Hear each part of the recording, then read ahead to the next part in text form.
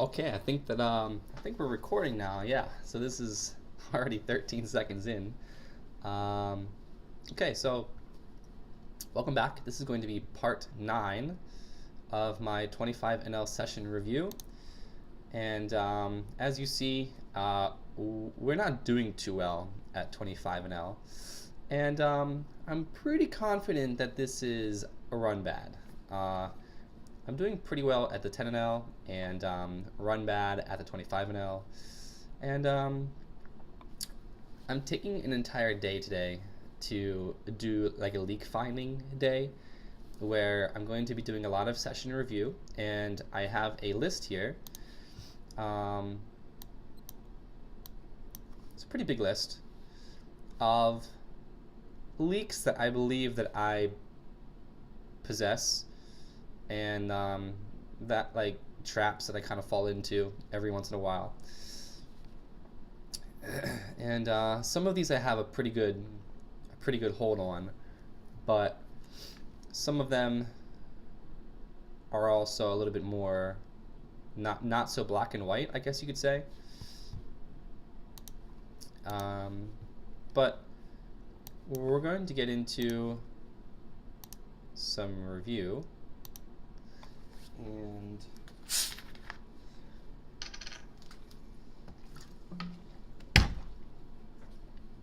some Pellegrino. Let's see here.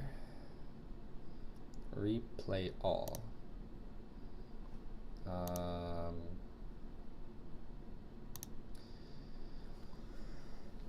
Okay, let's get going here. We have Ace King off, and we're facing a raise from Ari 2, and I'm gonna probably be 3-betting this. I don't really see why I wouldn't 3-bet it. And they shove, and oh, okay.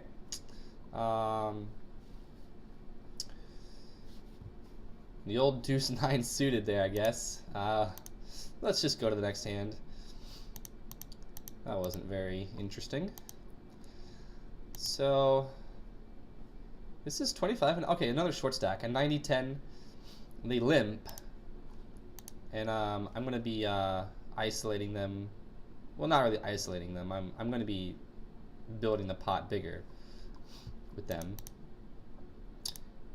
and I don't really mind raising a little bit bigger pre-flop. Of course, it's always a little tricky because, like, if a queen or king hits, then it's like, depending on how drawy the board is, I would continue to bet and probably just stack off. They don't really show. I'm not going to put a lot of kings and like aces in their range, because I mean they do raise sometimes. They could have like king deuce, king tray, king 4, things like that. But this is a pretty clear bet, and I feel like I should have bet bigger versus this player, probably like $2. This was a bad sizing versus a 90-10, and they min raise me, and I'm gonna get it in. They call, and they flop the flush. So what are you gonna do?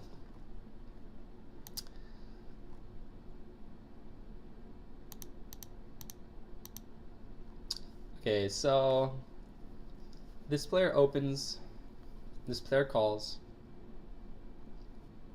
an ABC player, and probably more of a tag stat. I don't mind squeezing ace queen off here, and that's what I do. I squeeze ace queen off, and this player decides to call, and at this point, because they flatted pre-flop and then they're also calling my squeeze, I'm going to put them on a lot of pocket pairs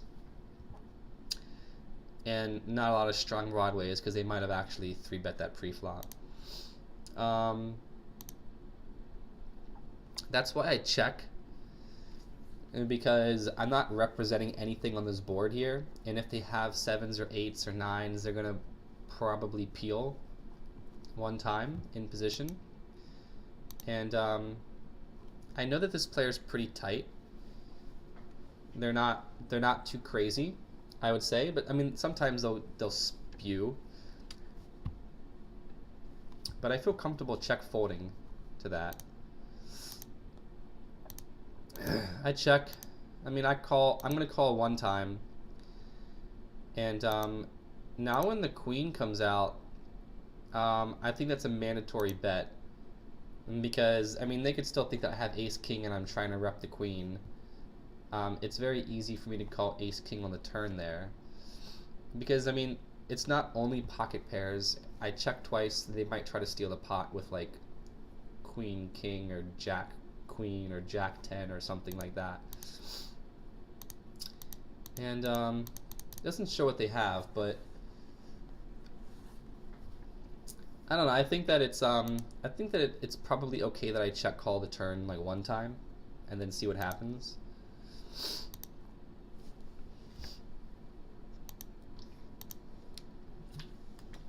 Probably not the end of the world, is what I'm trying to say. We have a limper. I isolate. They're a short stack. They call. I bet. I don't need to bet too big on this board just because it's less drawy, and I don't need to bet too much to get the rest of their money in. So I want to keep in their weaker range, of course.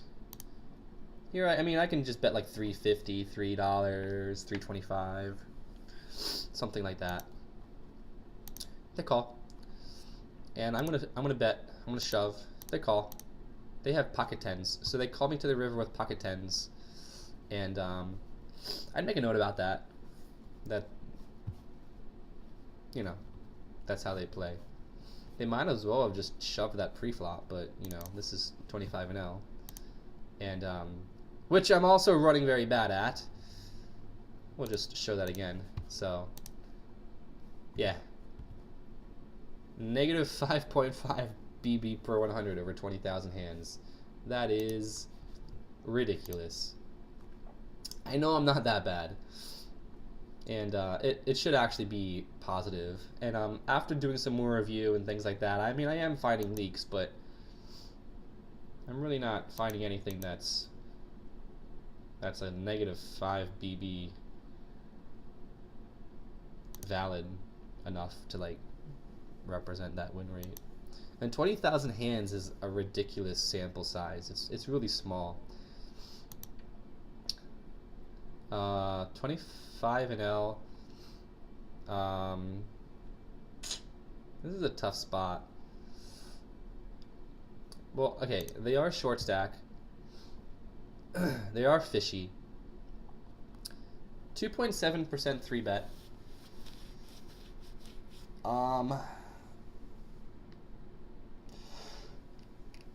Gosh. Okay. Let's Equilabs actually.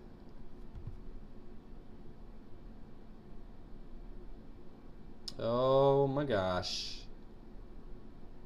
Come on. Come on. Come on. Oh wow. That is ridiculous. Okay, let's see if that works. Control Alt Delete sometimes like just resets things, I guess. So we have the task manager here. Hopefully coming up and not freezing up the video.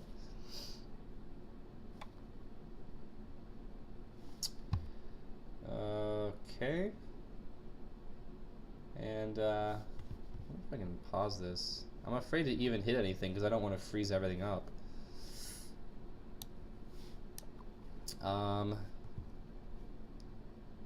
Okay, so it looks like Equilab didn't actually. There we go. That's better. So I guess what we could do is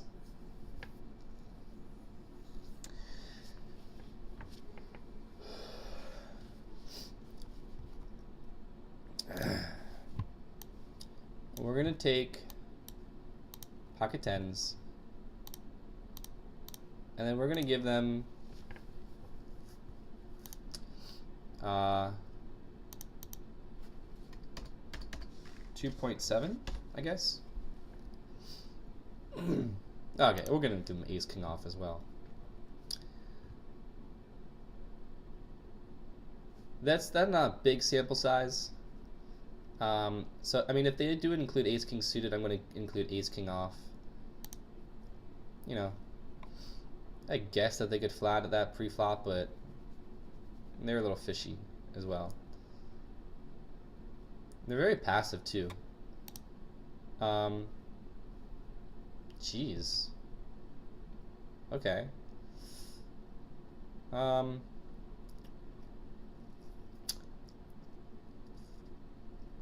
This might actually be a fold pre-flop to a 3-bet from like a 2.7% 3-bet or a 3% 3-bet. So like if they raised and then I 3-bet first and then they shoved, I mean it's going to be more of a call because there's already more money in the pot as is. But here it's only 75 cents in the pot and they're 3-betting me. And they have a really low 3-bet percentage. They're pretty passive. They're short stack. So they're going to try to want to get their money in with tens plus. And I'm not even sure about the ace king. I mean, they're so passive that they might even just flat that pre-flop. So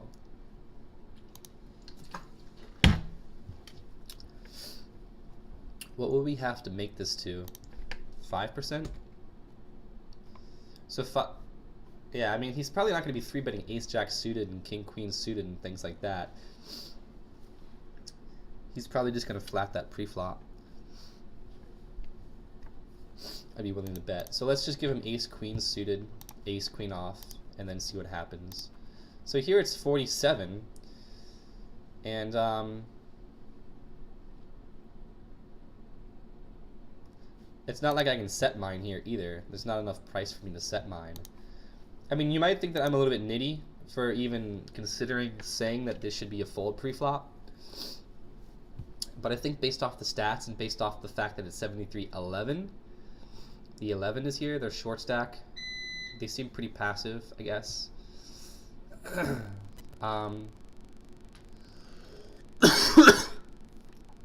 Because what's going to happen if you call this and then like a king hits and then they start betting, you're not going to want to call.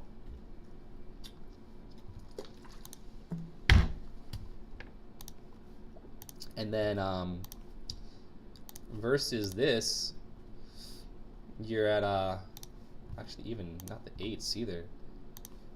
You're at 40% here. So what if you put 8s in? You're at 45. I mean, still you don't have enough. Let's just take out ace king off, and then you're pretty screwed here. Yeah. I'm gonna say that this is a fold. I should have folded this.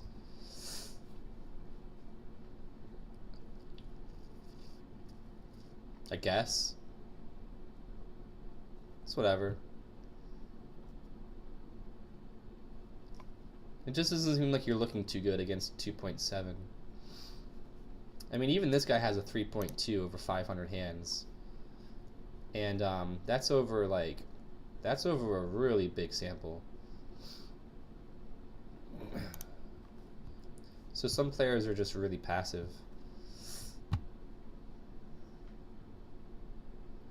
But I guess I think you have to add in, even if you add in the ace king and the ace king off and the ace king suited, like you're still not looking too good, I'd say. Next hand.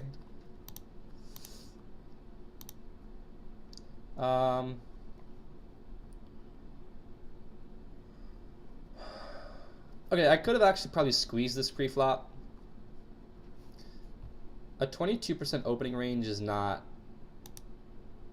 that tight. And they are a tornado.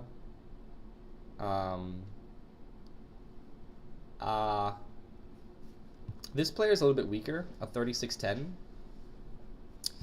And, I mean, I guess it's okay to call this. But I think a squeeze would have been okay, too. King-Queen suited is a pretty strong hand. I'm going to bet that. And, I'm going to bet that again.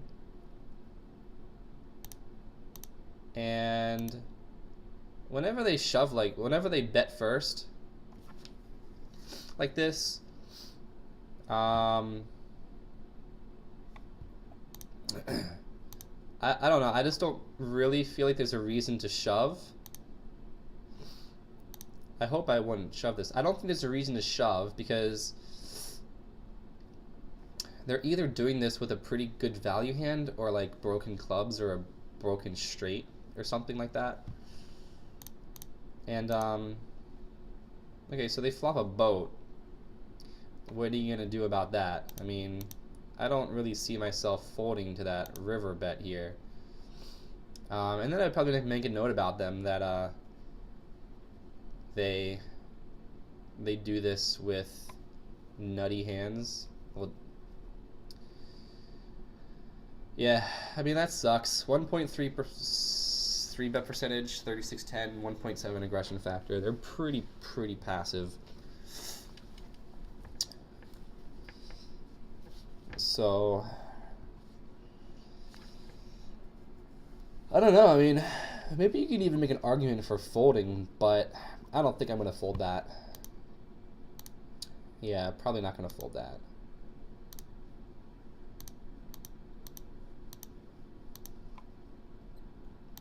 So I'm being like 3-bet really small here by Dewey Puppy, who I have history with. I already know that they're not a crazy player. They're pretty ABC, pretty tag. I don't think that they're a complete moron, I'd say. So I call the 10 king suited just because it's such a small 3-bet. I like to see it flop. They bet bigger here. This is just how they bet though. So they bet flop 58%, they bet turn 60%. If they're gonna bet the flop, they're gonna bet the turn as well, so it doesn't really matter. I mean, I have the top pair, so I have to call that.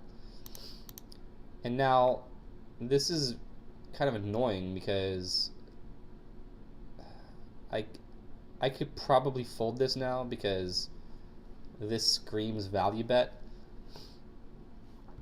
I hate this type of shit because he probably knows that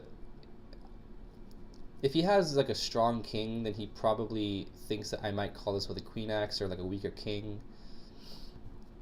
So I could probably fold this, just exploit fold, but I call. I mean, they have aces. I probably could have folded to that, even though I have a, just because I kind of know how they play. I don't think that they're going to be bluffing this. If they were bluffing that, they'd try to be pushing out their my queen X as well. So that doesn't really seem like a bluff size. They're not going to be value betting queen X there either. So I probably could have just check folded versus that player. What is this? Oh, okay, so this guy has a really big 3-bet percentage. So I'm actually very fine for betting kings here. 43, 36, 28% 3-bet. And an ace hits. Like, the worst possible situation to be in. You're up against two massive fish. The pot is already so freaking big. And an ace hits. And this guy cold calls the 4-bet. Like, what the hell? This is such bad luck. So, I mean, there's nothing that I can do except just check it around and maybe call one time. So, I feel like this player, bet flop is 90%. they have pretty wild stats here, and they're calling my 4-bet.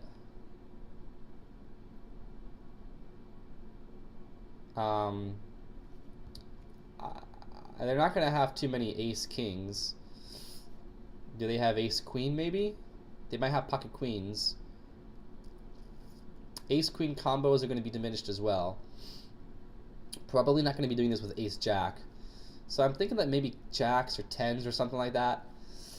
But I don't know. I guess this could have been a bad bet. But I can definitely see them stabbing at the pot if they after it's checked around and they don't really have anything strong.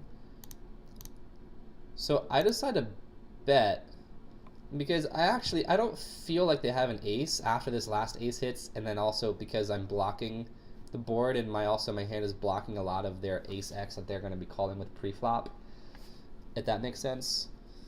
But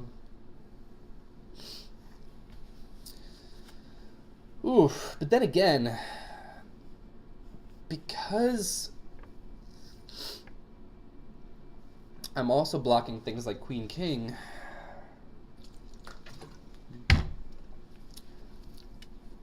I mean, what are they going to call with here? They're not going to call with jacks or tens probably. So this was the wrong thing to do. Like, my read was correct in that I didn't think that they would have too many ace X here. But I could have actually check called their shove. If they wanted to shove the river, I would actually have called as well. And that would have been the better play.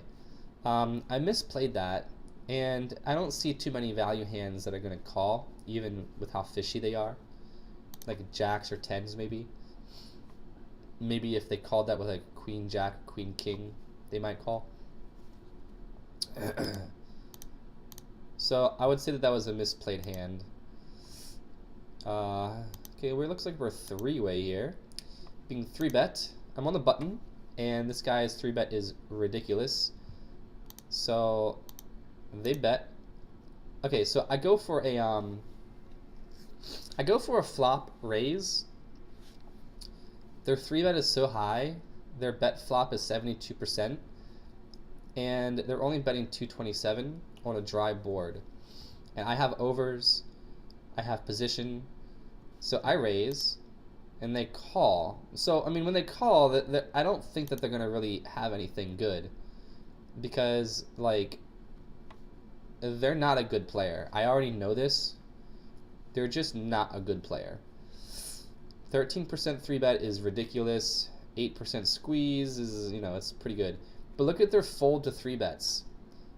In position is 11. Out of position is 30 something here. This means that they're going to be floating.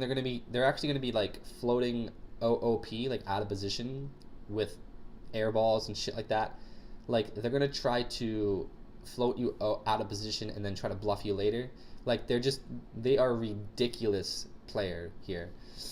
I could see him doing this with pocket 8s, pocket 7s, pocket 9s, and just a bunch of bullshit, basically. So, whenever this queen comes out, if I don't bet this again, I'm going to be really... Yeah, I should have, I should have probably bet that like $12 and then called off a shove if they want to shove on me, because I can see him doing this with a really wide range, even like 9s, weaker 10x, things like that.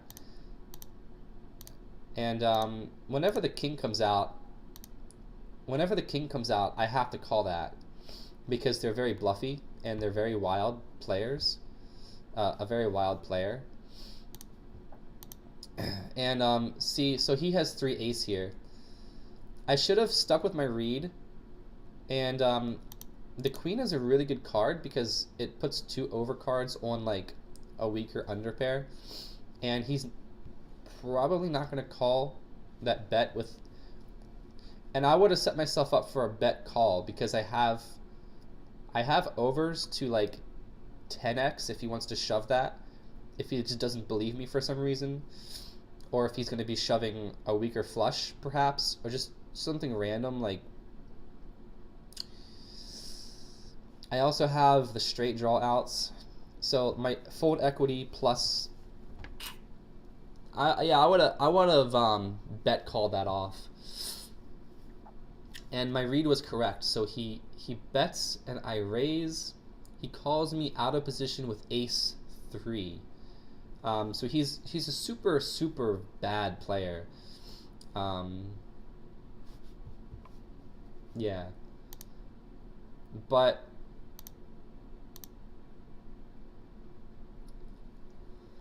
as you see, he's also turning his 3 ace into a bluff here for like no reason at all. Like, just weird. So I can always check my value hands to induce bluffs, but also put a lot of pressure on them if I have draws or like overs or something like that. And I think that was a clear turn bet,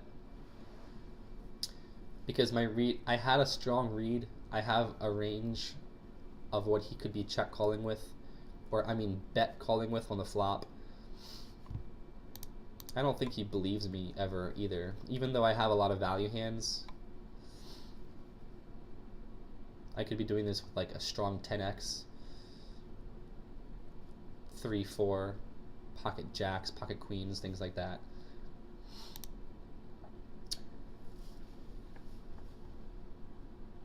A set, because it was a 3-bet pot.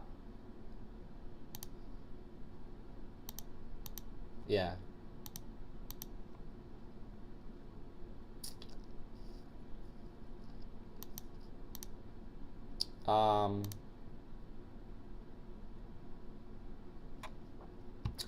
Okay, so this is probably going to go into my leaks, where the guy squeezes 8.3%.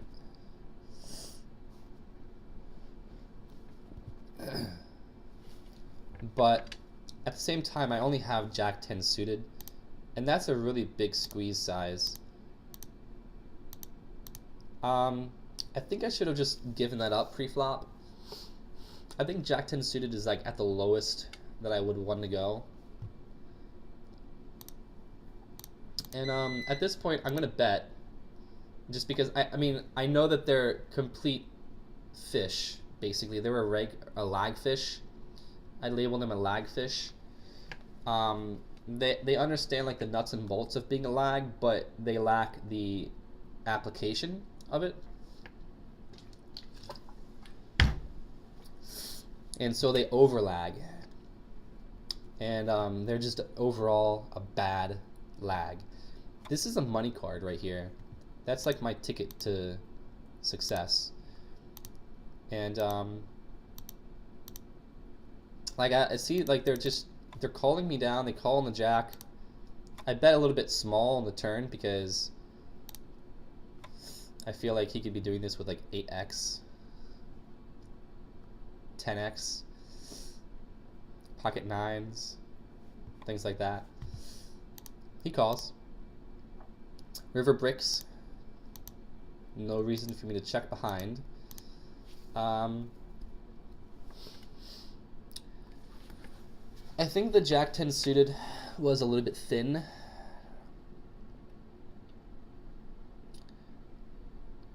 That type of player makes it a little bit difficult to play Jack 10 suited well, because even whenever you miss and then you bet, they could still call you. They could still check call you with like king high and just dumb shit like that.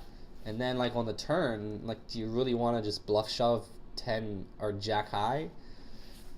I mean, he might call you with like a second pair. You never really know. So I think Jack 10 suited should have been thrown away. I'm actually going to put that in my leak finding here. So I'm going to make a note. I'm going to say that fold more in position with weaker hands like Jack 10 suited to big squeezes from lags. If you miss, it's hard to win the pot. because it's hard to win the pot.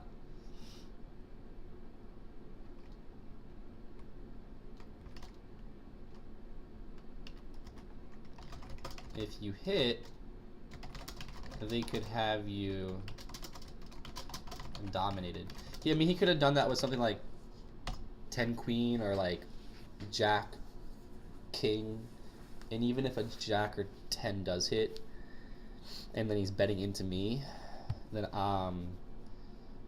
it's not really a spot that I want to be in either, even if I do hit a pair, just because even though their range is going to be pretty wide,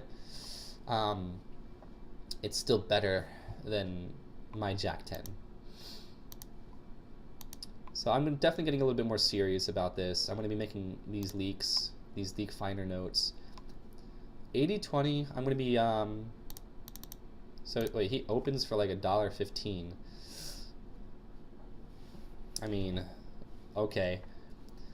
35 hands, 80-20. I'm going to 3-bet this. They call. That's a nice flop. I bet. They shove. I call. And so they had they flopped top set. Not much you can do there.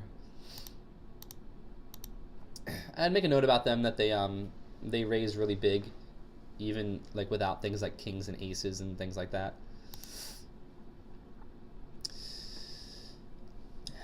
So I'm going to be 3-betting queen king here, hoping that they just kind of fold because I don't want to play queen king out of position versus a range like this.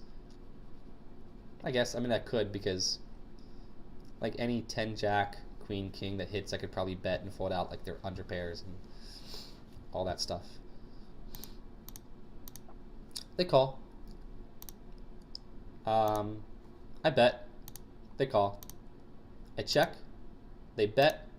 I shove. They call. And they have jack ace. So the reason that I check on, I decide to check shove the turn, is because there's a lot of draws that might want to get a little bit too greedy, because it is a 3-bet pot. Players tend to overreach their stabs in 3-bet pots because they're thinking like, ooh, they're licking their chops. They're like, this is $12. I don't have shit yet, but I do have a nice draw. Like maybe they have a diamond draw, like ace queen of diamonds or something like that.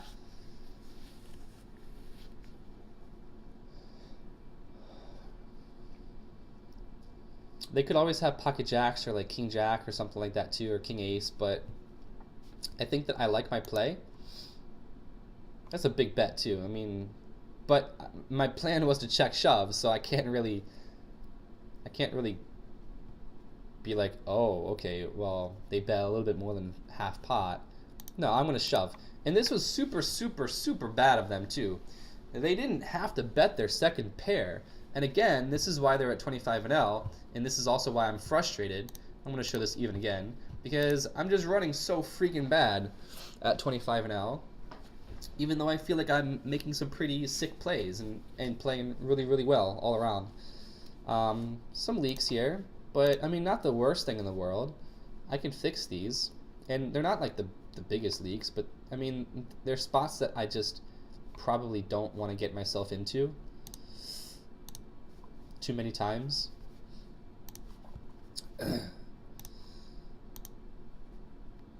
He should have checked behind his jack ace. There was no reason for him to bet that. Like, they just don't understand value, like value range and like showdown value and things like that.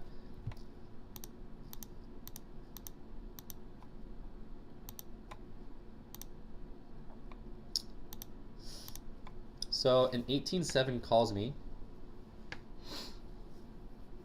I flop top set on a super drawy board. I'm going to bet. It's a good size bet. And they raise. because they're an 18-7, and because they're 0% 3-bet, their steal is 17, their fold to steal is 64. This guy is screaming like a passive nit, like nittier than an ABC player. Super, super nitty, super passive. Whenever they raise me like this, it's screaming go time. Like, this is go time. I'm not gonna be slow playing this shit now. And top set, probably just make it like $10, and then have them shove over the top. Yeah, $10 is fine. They shove, I call. And so they had an under set. I'm not gonna really think that they have 7-9, so I'm not really scared of anything that they have. 7-9. Pretty sure that they had an under set, so I want to get the money in now before the board gets scary. So you need to, like, don't slow play your hands like that.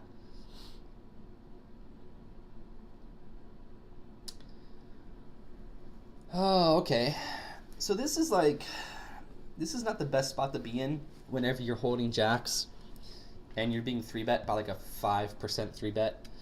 I mean, you really have to be careful here. And like, I'm saying that, but now, okay, I'm 4-betting, so let's see what their 3-bet is from the blinds. So it's not changing much based off their blinds. Their 4-bet is 3%, and their fold to 4-bet is 40%. And I think I already included this in my leaks.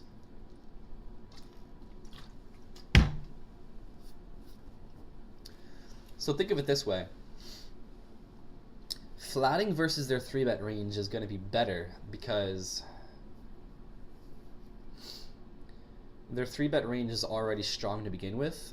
It's not going to have a lot of air, things like that. And 4-betting puts me in the position of being like 5-bet shoved on,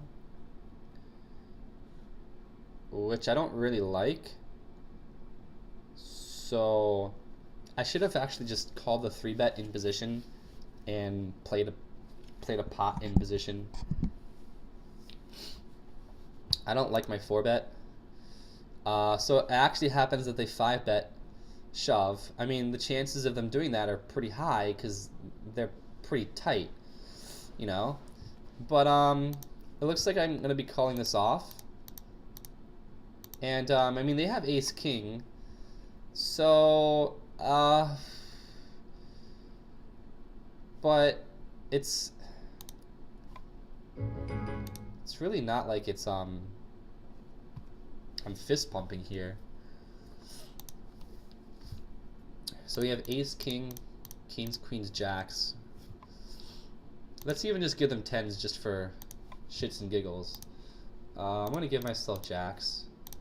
So even with that range, I'm behind 43% to 56%, and I don't really think that I want to set the pot up so that I get the jacks in pre-flop versus this specific player. If it was versus this Jetstar player over here, then I would be 4-betting him with jacks all day long and snapping off his shove, like with glee, basically, like fist pumping, like shooting rockets off, like woo, you know, like fireworks. But a 5.13% 3-bet is not the best recipe for success whenever you're 4-betting jacks, in my opinion. It just so happens that they had ace king off. It just so happens that we won basically a coin flip, but a lot of things could have gone wrong. And Also, if we take out tens, we are screwed. 36 to 63. That's pretty bad. And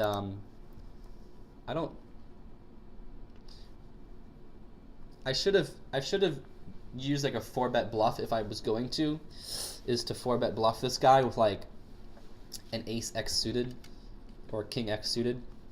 But even then, I'm probably not going to 4-bet bluff because they're pretty low. I don't like how I played this hand, even though I won. And let me see if I can make another leak about this. Don't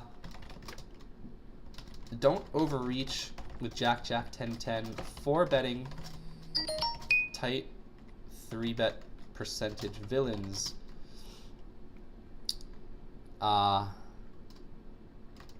Jack, Jack versus Jack, Jack plus Ace, King suited, Ace, King off is an underdog. Flat pre instead. The other thing is that if they do happen to have an air ball, or they are 3-betting like Jack 10 suited or something like that, or 9 10 suited, then you can get paid off too. But you can also find a fold if like a king hits and they double barrel. You could probably fold the turn. You know what I mean? Because they're pretty tight. Yeah, I don't like how I played that hand very much. Okay, so we have Ace King suited here, and I'm going to be isolating this Ziggy player. I'm going to bet. I don't need to bet too big. The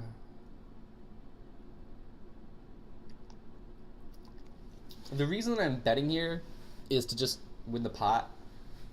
Just to win the pot, because I mean, a 6 could hit and they could have like 6-4 or something stupid and they could win the pot. There's cards that could come out that they could hit, like a jack. If they have jack queen, I'd rather just bet win the pot now. I have a lot of equity. I have overs. I'm not really afraid of anything. Okay, so whenever the board pairs like this, they could be doing this with a very wide range. They could be doing this with like an overpair, spades. They could have a boat, but it's really whatever. And whenever they do that, I don't think that they're going to be incredibly weak. So I'm going to raise them just a little bit. And I think that a min raise could have been pretty good too. Just because I don't want to scare them out, and I don't need to commit too much more money to get the rest of their stack in. Now, if another 3 comes out, I'm gonna cry, or like if a 9 or an 8 comes out, they call. So they have 9 jack. So this action occurs when they have 9 jack, and again, it's 25 and L, and I'm running like shit here. Even after you see all these donations, basically, just donation after donation. Yeah. I'm going to go on a 25 and L heater here pretty soon. And I'm improving my game every few days, finding these leaks, fixing these leaks.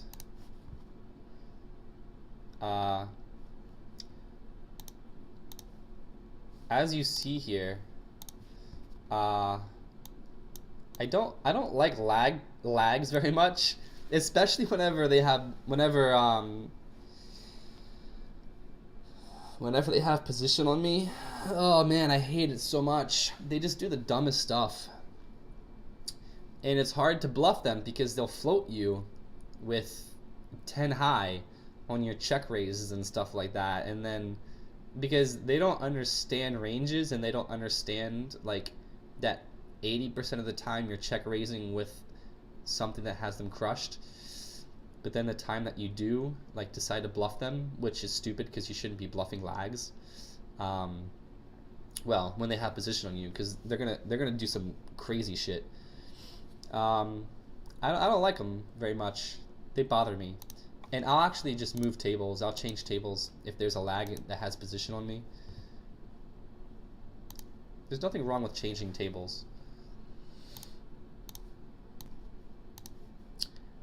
Okay, so I have Queen King suited here. I'm being squeezed by Jetstar. So if you remember this player from before, we've been in a few hands with them. Squeeze is 8%. I'm definitely going to call this one. This isn't Jack 10 suited we have here, but also there's a huge fish behind me. Queen King suited is going to be pretty solid against their squeezing range here. Oh, okay, so I don't like 4-bet. I don't like this 4-bet at all. Let me pause this just so I can yeah. Yeah, okay. Yeah, I don't like the 4-bet at all. This type of player is going to be 5-bet shoving like a really wide range, like 8s, 9s, 10s, jacks, maybe like ace queen suited, ace jack suited maybe. This would have played a lot better to just flat it pre-flop, because I also have I don't have position, but there is a big fish here, and now I'm probably gonna scare them away. So this guy just like flats my 4-bet.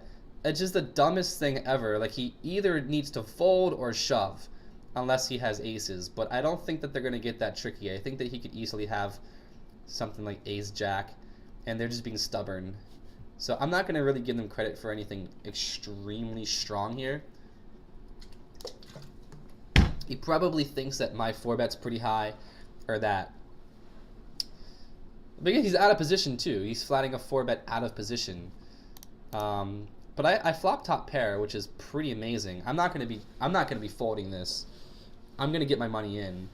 But now the question is, how is the best way to get the money in here?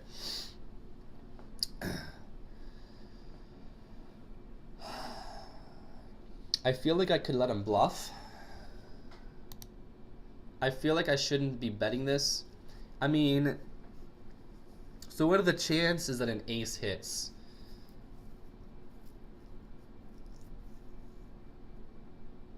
%?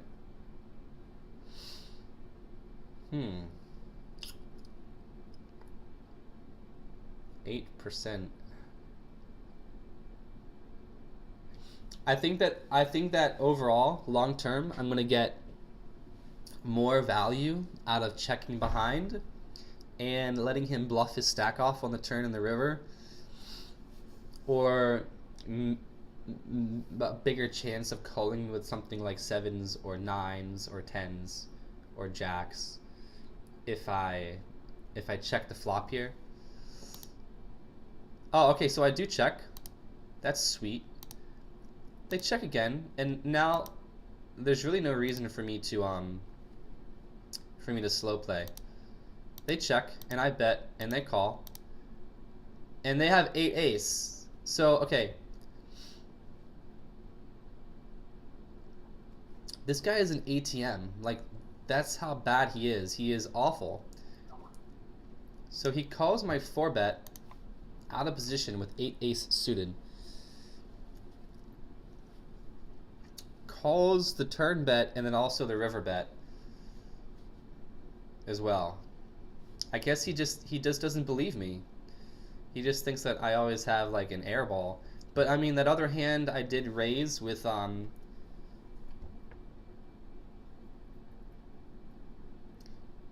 raised his 3-bet, the c-bet that he had in the 3-bet pot with like king high, and then I turned a straight draw. So I suppose that there is reason for him to believe that I might be bluffing sometimes.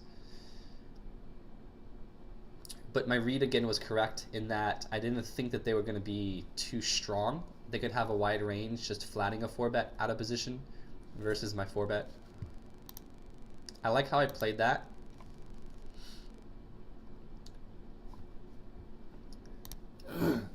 Okay, so we have pocket sevens here. I'm going to be calling that pre-flop. And I flop a set, which is really nice. So I'm going to bet. I don't need to bet too big here. Okay. So this player is check raising me after they raise pre-flop. I mean, I can be afraid of a top set here. I mean, it's legit that they could have that because of how they played it. But, I mean, I can't fold this. I'm not going to fold that. So they have ace, queen, and clubs. Just weirdly played. Like, they should have c-bet the flop, you know, called my flop raise maybe, or shoved or something like that. But that's a weird way to play it, I guess. I'll make a note about that. Pocket queens. Isolating a 39-0. I like my isolation size to be bigger versus fishier players. You need to become elastic with your isolation sizes. I mean, if they're going to call like a $2 or $3 raise, which I've seen done, and I've done it before, where they're like an 80-50, and they're limp calling everything for like 15 or 20 big blind raise. And if you have like aces or kings or something like that, then you could really get some nice value.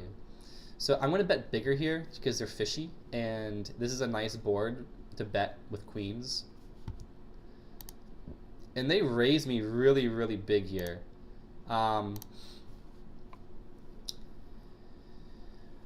Oof. Like, I don't like this spot, but I feel like I have to call here just because they are 39-0. And I have an overpair. It's a drawy board. And I just don't really see myself folding here. I don't. Let's see what they have.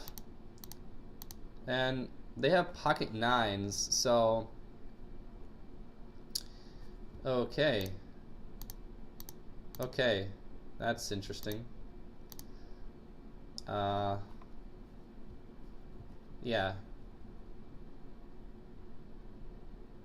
Yeah.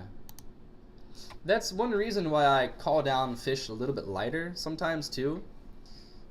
I mean, sometimes they just have the most random holdings, and then sometimes they're shoving with like sets and things like that, which is just annoying. But I think on that board, because you have the overpair and you also have it's a drawy board, I think that they could be doing that with a wider range. Yeah. So I'm being 3-bet.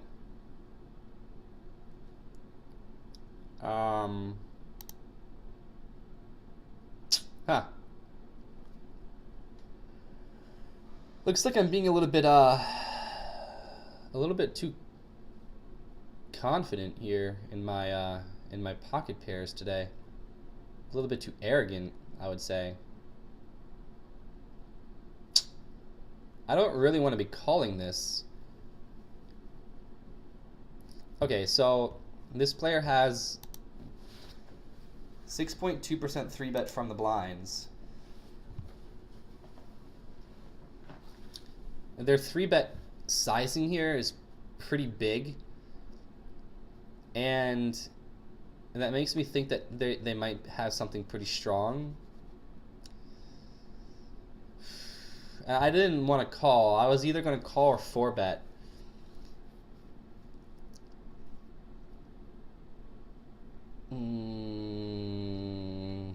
Yeah, I think I should have folded this. Yeah, I don't know what I'm doing.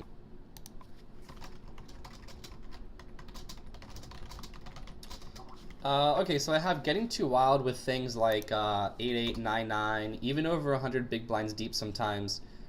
I gotta just relax, play more ABC. Sometimes playing ABC poker kind of bores me, and I tend to get a little bit too crazy sometimes. Because I'm at like a 4-hour session and I'm like, wow, like nothing has happened yet. I'm just... And then I have pocket eights, and then I'm like, He could have like, you know, like ace jack maybe, or he could be three betting me with something pretty wide, but probably not because he's 6.4%.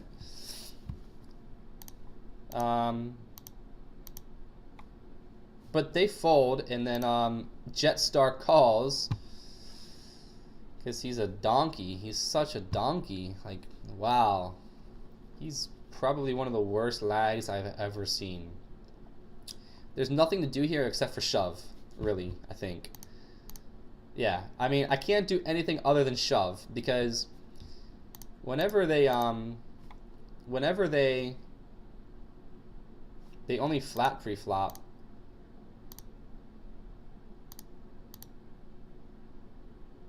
Oh. Okay. So he's calling the 3-bet and then flatting my 4-bet. But remember, in the hand before, he had ace-8 suited.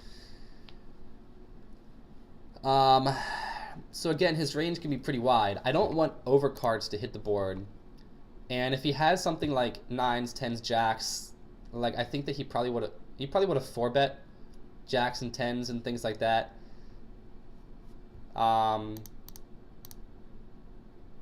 It's a 6 spot just because I put myself in this position by not folding 8s and then 4-betting instead. But I think the shove is fine based off this player's range. Holla! They have pocket 5s. Look at that. Look at that. That is insane. So they're flatting pocket 5s. Okay, so this player might be making like massive calling mistakes. I seem to be doing what's like not part of the normal field, where I'm making more betting mistakes than I am calling mistakes, I would say. And my betting mistakes, I don't think are that atrocious. But I need to cool down a little bit. I need to soften up. Yeah, okay, so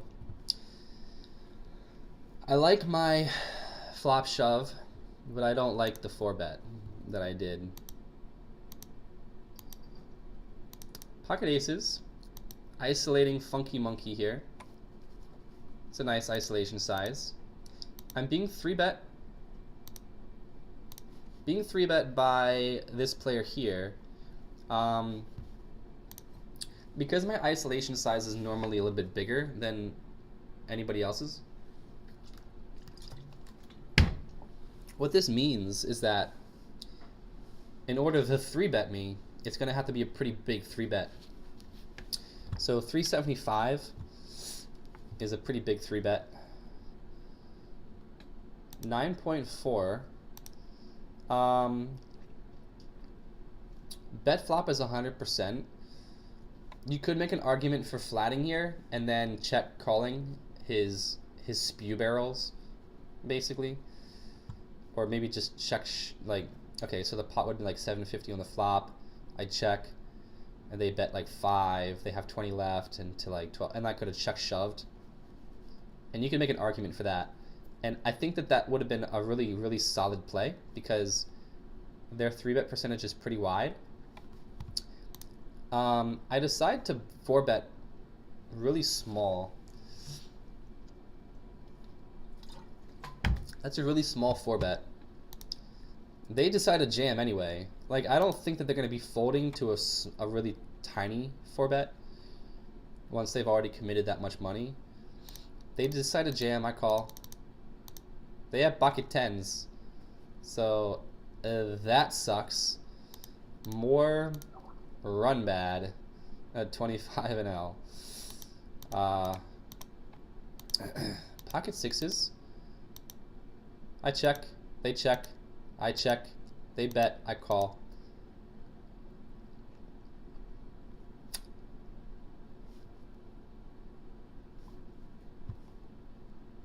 I think that I should probably bet this. Ooh, that's ugly. Ooh. Oh, that is really ugly. I'm pretty sure I have to call this. There's really, like, pocket 8s. If they have quads, like, okay, buddy. Like, good job. There's already so much money in the pot here that it's only another $9. Yeah, that's an obvious call. I wanted to check raise for value against a Jack X. And I don't think that they're going to be very... They're kind of polarizing their range here by betting this turn. Like, the flush didn't complete. If they're betting their flush draw or like a straight draw on the turn, then they're not going to call bet. If they have a jack, they are absolutely going to bet. And if they have an air ball, they're going to bet. So checking here, check raising is the best play. So they bet really big, 375. So I'm like, okay, they probably have like a strong jack that they're just slow playing, like a jerk.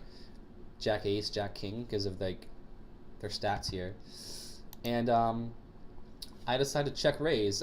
I'm completely fine with this because I have like the third nuts here. And after they shove over the top, like I'm really not happy at all, but I have to call. They have quads. So more run mad at 25 NL.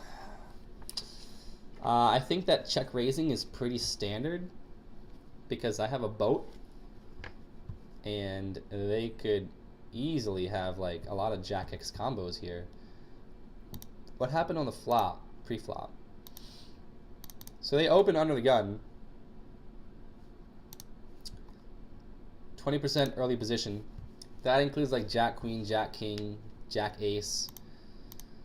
And there's only like, what, 3-4 combinations that have me beat, basically, compared to all the Jack Aces and Jack Kings and things like that. Pocket twos, maybe. Jack 8 isn't going to be opening, so that was a finely played hand, I think.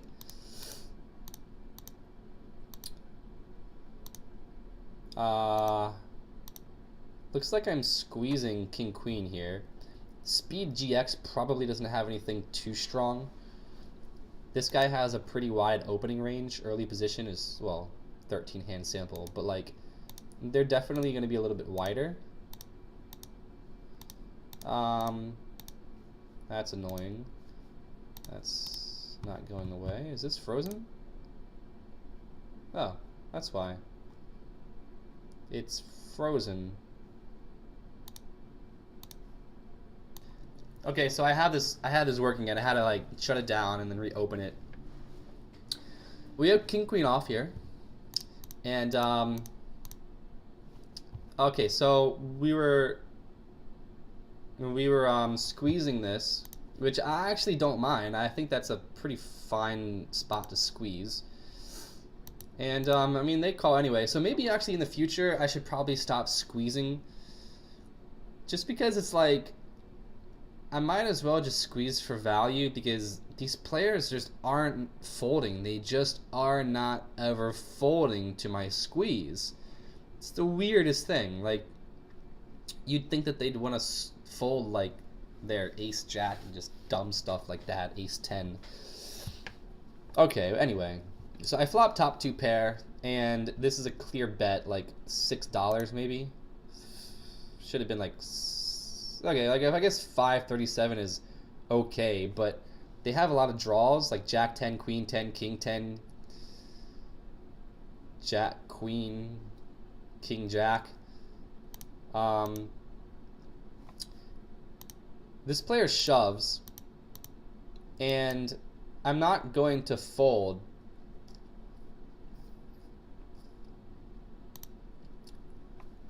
This guy flops a straight with 9-10 suited. Okay, buddy. Okay. So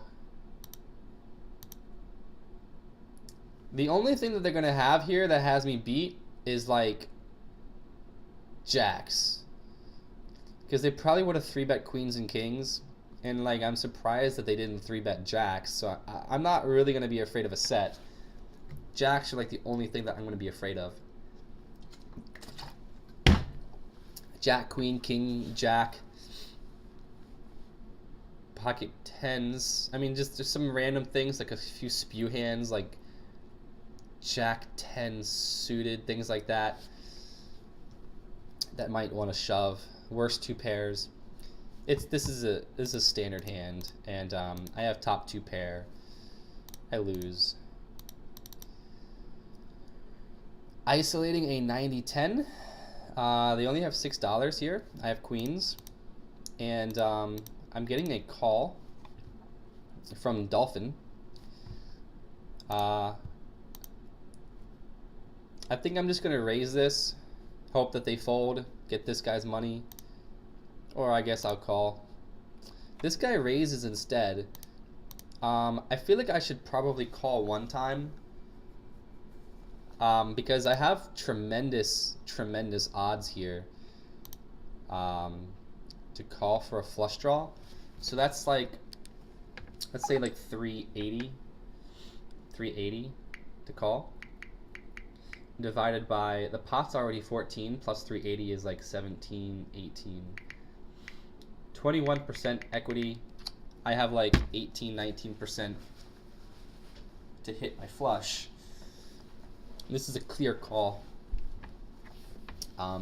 Multi-way. I have a queen high flush draw. I hit the heart. He bets $11, and I'm not really scared here, to be honest, because they're 36-19. They're raising the flop. And they could have flopped a flush and then just bet again, you know, because they're fishy. And I can't fold this with the queen of hearts, not with how the action went and with how much money's in the pot and with them being a little fishy. I mean, like, do they really have ace king with a king of hearts? I'm thinking no. I'm thinking that's a big no. So I jam. They call. And okay, so they flop the flush, and I guess they had like a straight flush draw on the turn as well.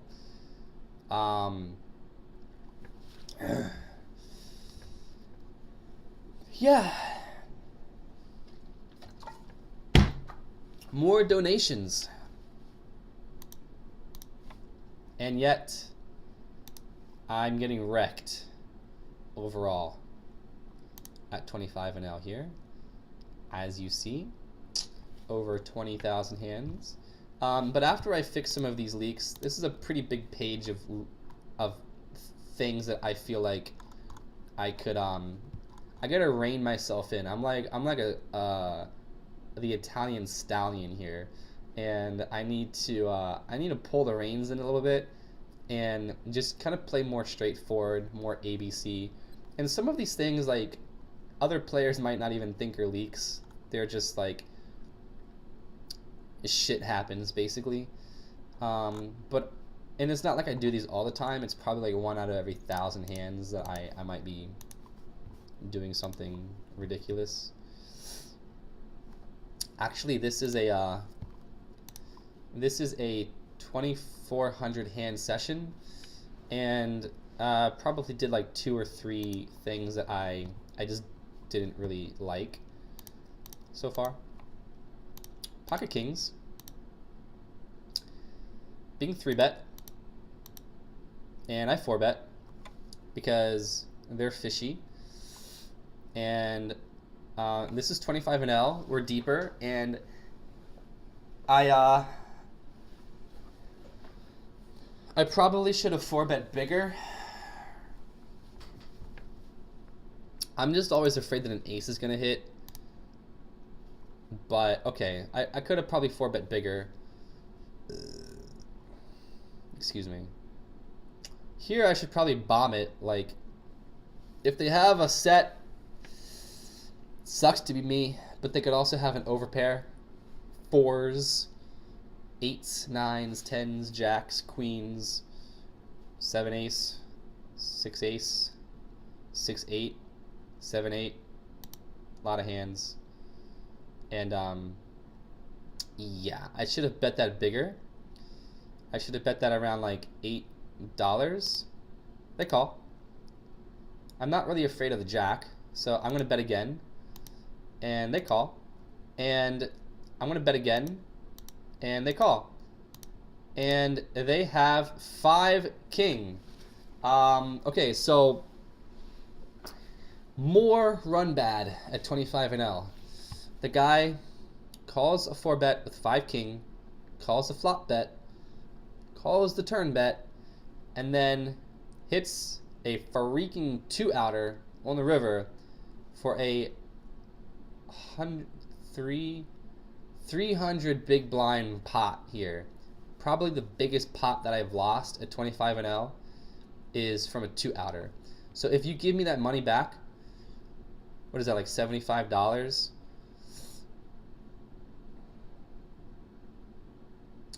Let's say like one other hand, like a coin flip, like a $50 coin flip.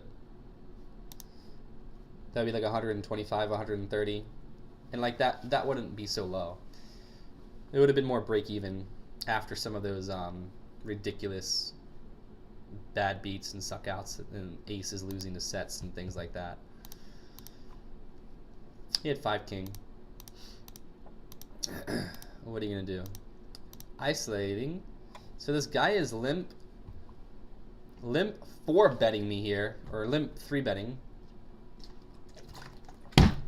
Limp 3 betting really freaking big, and we're deep at 25 and L, and I'm gonna be shitting my pants here. I'm gonna be screaming like aces kings, like, oh my god, what is my life getting into here?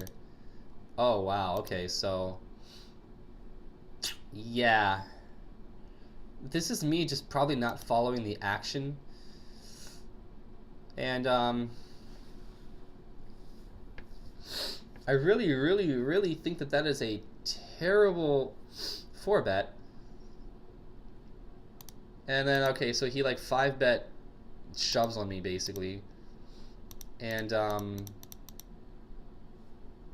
yeah, I don't know what I'm doing in this session. I'm probably a little bit tilted. I think that this is me like maybe being a little tilted, maybe being a little frustrated, and it's really sad to see that I'm making such big errors of judgment. Whenever a fish limp and then like 3 bets to that sizing, I think that you could even make the case that you could just fold your queens, because it's either going to be like kings or aces, maybe jacks.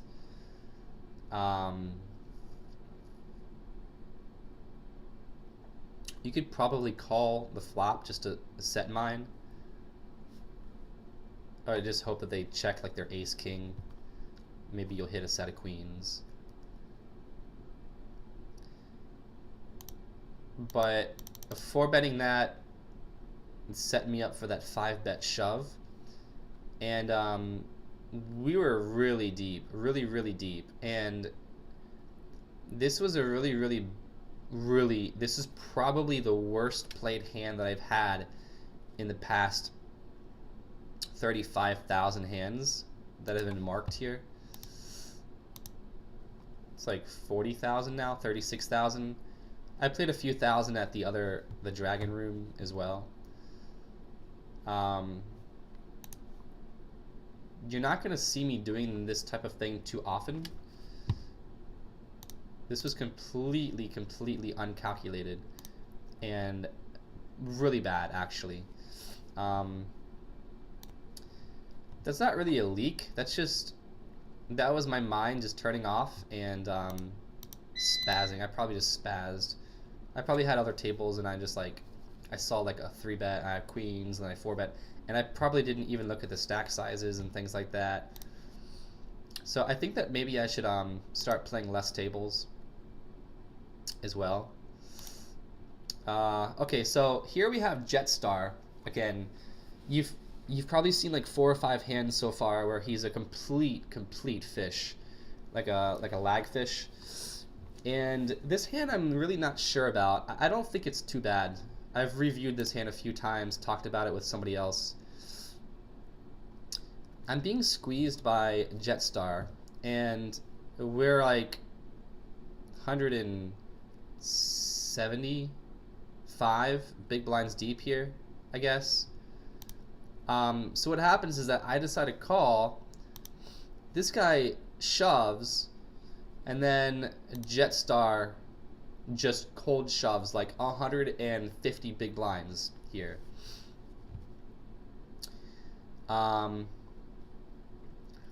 It's a tough spot, but because I have enough history with Jetstar, I know that he is a very fishy lag regular. And I think that okay, let's do some stuff here. Because I flat pre-flop, he probably doesn't think that I have too strong of a range. Whenever this player shoves, this player doesn't want to just simply call with his strong or even like medium strong hands like ace queen, maybe even something like pocket eights. This is the type of thing that you see a lot in tournament play, where they'll just cold shove like their ace queens and ace jacks and things like that, pocket eights, pocket sevens maybe. And I honestly believe that was in their range because of how the action went. Is that I'm not really showing too much strength. This player shoves, makes it kind of an awkward situation for Jetstar, who, I mean, they're going to probably want to shove their queens and kings as well, but I also believe that they're not going to want to just simply call like ace queen, ace king, pocket eights. They might just shove that themselves. And if they have sevens or eights, then I could see them 3-betting eights and sevens as well. So if we Equilab this, I'm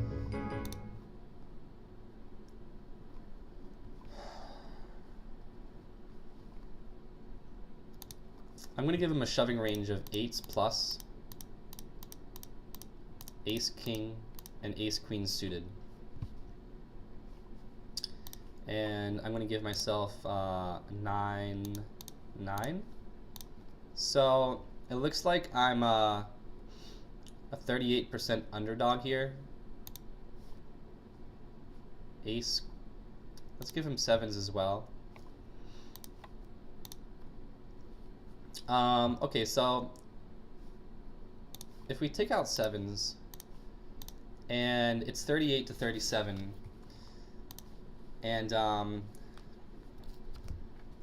not really concerned about this player. I think that they could have a pretty wide range. They might have like, because they're 47, 25, 15% 3-bet, they're short stack. They might just be trying to get the money in with like a pretty wide range, I'd say.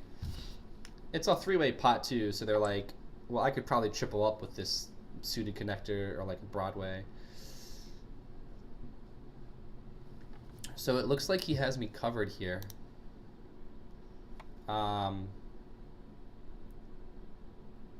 So okay, I have to take my stack and basically make that the call price. So it's 37.50 to call. The pot is not entirely accurate because I have to take out Fort 15 from the pot. Effective value 57. I don't understand that.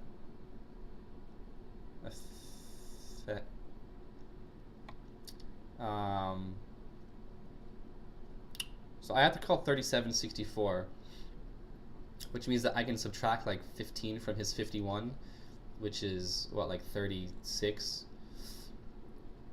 Yeah. 36. So I have to take out 15 from the 68, which is 40. Let's just say 44. You know, just ballpark this. So 44 plus 3750 is 81. 3750 divided by 81, 46% equity in the pot. 46%.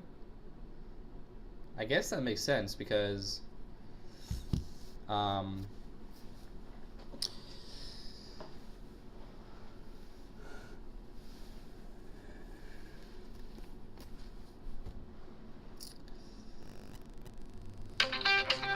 whoa, okay. So the Equilab here, based off, even if I add ace queens suited in and I add in pocket sevens, it's 42.5 to 57.5. I'd have to add an ace queen off for this. Oh, okay, wow. Even with ace queen off and ace queen suited, I'm only 44.5%. And I mean, I'm pretty sure I did my equity correctly to show that I have 44% in the pot here. So, and now I'm thinking that because this is such a massive shove,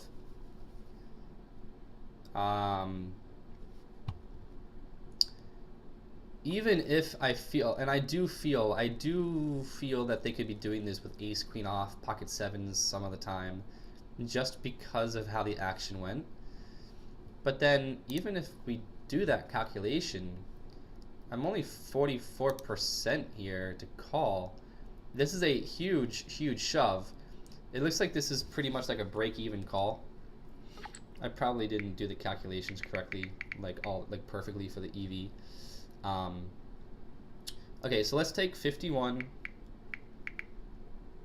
and subtract 3764 is 14.2. So we're going to subtract 14.2 from 5184, which is 37, which is my stack size. Okay, we have to actually take away the pot itself has to take away 14.2. So the pot here, 14.2, is 54.4.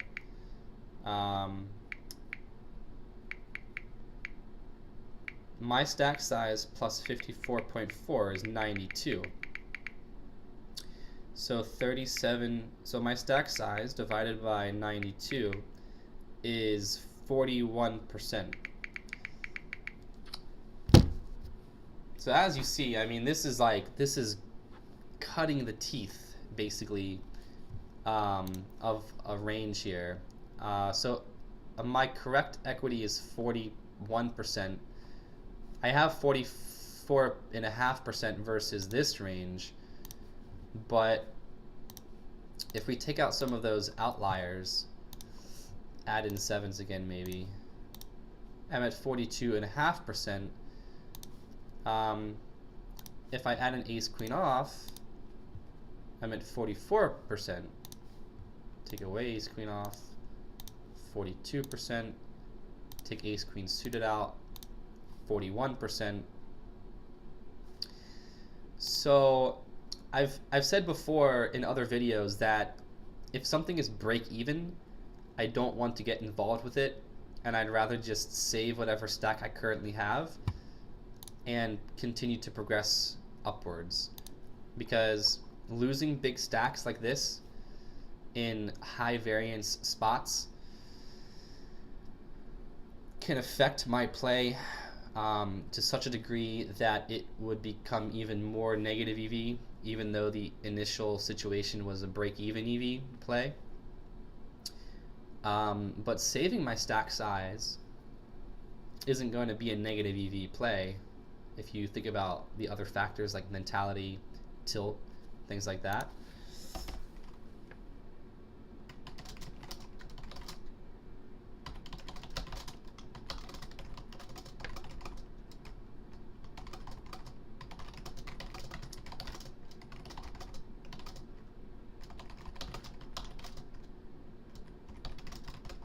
So if I don't have a feeling that I'm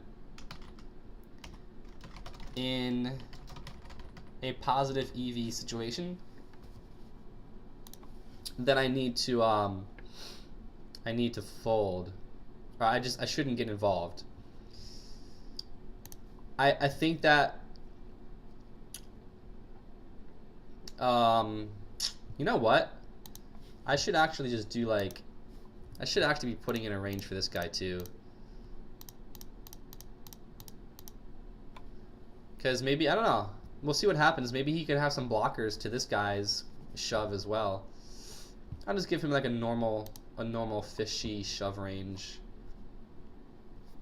You know, something like that. Make it kind of wide, I guess. Okay, let's see what happens here. Yeah, okay, so because this player is in the hand as well, this tops man, my pocket nines are not looking too good. But again, I mean, I have to compare like my call to their call, because this, like, he only had like half stack, and there's another 100 big blinds basically remaining to play for the rest of the money, like whenever he shoves. But at the same time, it seems like it's a pretty break-even play, and I don't like it just for that reason. I don't think that this was like the worst call in the world whenever I called this off, just because you've seen how this guy plays before, and I think that he could be doing this with a pretty wide range. And I wouldn't really be surprised to see pocket sevens or ace queen show up here. Ace queen suited, ace queen off, all the overpairs, of course. But it's cutting the teeth. It's like the equity is so thin that either way you look at it, I don't have like a clear positive EV after rake is taken out. So I'm going to stop the video here. Thank you guys so much if you got to the end. I hope that you gained some insight and get some value from it. And peace out.